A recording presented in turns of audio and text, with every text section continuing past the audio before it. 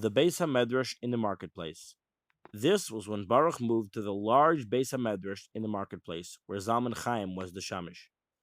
Baruch had every opportunity of observing Zalman Chaim and of admiring him for his exceptionally fine qualities.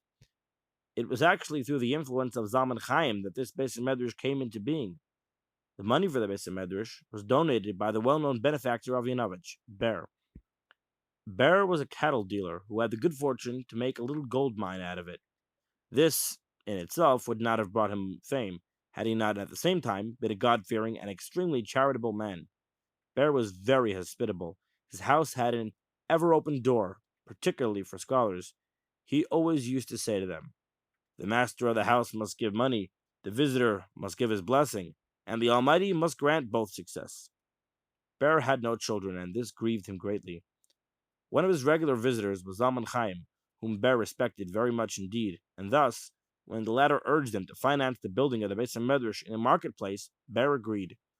When the Beit HaMedrash was ready, Zalman Chaim became the Shamish there.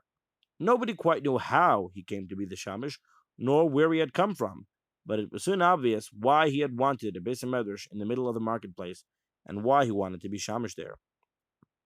It was wonderfully convenient for so many people. All the Jewish merchants, stallholders, and villagers who came to the market could so easily slip into the new Beis HaMedrash to daven without wasting any time, and so it was that the Beis HaMedrash was full from early morn to late at night. This Beis HaMedrash, being such a busy place, would hardly seem the most suitable for settling down to study, but Zalman Chaim saw to it that there should be special rooms reserved for those who wished to study undisturbed. Baruch availed himself to the privacy of one of these rooms and settled down to his learning, finding time also to observe the manifold virtues of the Shamish, Zalman Chaim. Baruch noted that many of the worshippers were people whom Zalman Chaim had brought in himself. In the main, these were ordinary working Jews and villagers whom he welcomed and encouraged by having them called up to the Torah on the days when the Torah was read. This was very much appreciated by these simple people who were generally ignored on account of their lack of education. They felt the honor given to them, and came the more eagerly to the Beis HaMedrash.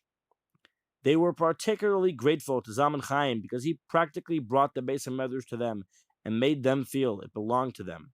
It was Zalman Chaim's custom to go out into the street and gather around him Jewish men, women, and children, and tell them stories from the Gemara and Medrash. He told his story simply and so beautifully that everybody, both young and old, understood him perfectly and enjoyed every word.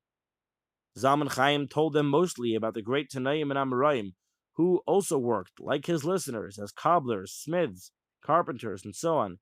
He wanted to prove to them that even workers can become great scholars, and great scholars are no less great if they do manual work for their living.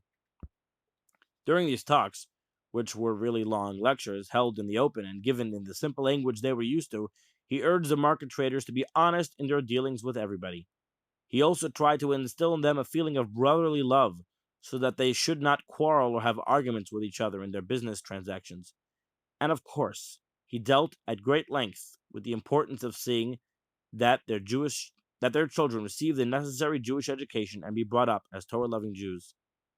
These talks of the Shamish Zalman Chaim made a tremendous impression on his listeners, and they flocked into the Beis HaMedrash to listen to the shiurim he gave there, as well as to daven. One of the shiurim he gave in the Beis HaMedrash was on Chumash and Rashi, which he translated into Yiddish and explained in simple terms so that each and every one understood him. Zalman Chaim's concern, however, was not only for the spiritual needs of these people whom he had taken under his wing. He was interested in their material welfare also. For himself, he cared little, satisfied as it were with a piece of dry bread, but for others he would spare no effort to see that they were short of nothing. Zalman Chaim had introduced an innovation in this new Beis HaMedrash. Like all other Shemashim, he used to make a collection among the worshippers on Mondays and Thursdays after the reading of the Torah. But unlike all other Shemashim, he did not take the money for himself, but instead got together a goodly sum and established a loan office for the benefit of any poor worker or trader in need of financial assistance. He got especially busy just before market days and ran around looking for customers who were in need of ready cash. When, as often happened, he found he had more customers than cash, he went to the moneyed people of Yanovich and got them to advance the money he needed to lend to the poor folk who had learned to look to him in their difficulties and depend upon him.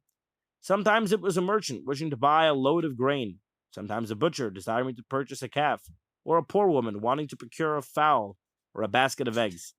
His loan office was available for them all, as long as the money lasted. Whenever he gave them the cash, he always said to them, "Here's a free loan. I am wishing you success, and you can be sure of it as long as you deal honestly. As for the money, don't worry about repaying it in a hurry. Whenever you can spare it, it will be time enough to settle the debt." Everybody knew what a good soul Zalman Chaim was, and he was greatly loved and respected by all. In addition to his concern for needy traders, he used to take time off on market days to have a word with the Jewish villagers and peasants who came to town. These he would ask very kindly and with real interest about their families and affairs, the education of their children, and if he could advise or help them in any way. In this way, Zalman Chaim acquired an immense influence over these Jewish villagers and peasants, who looked to him as to a father. Thanks to his interest and efforts, Judaism flourished where before it had but struggled for existence. He even managed to have synagogues established in remote places where before the Jewish inhabitants could only attend a minyan on the high holidays for which they and their families came into town.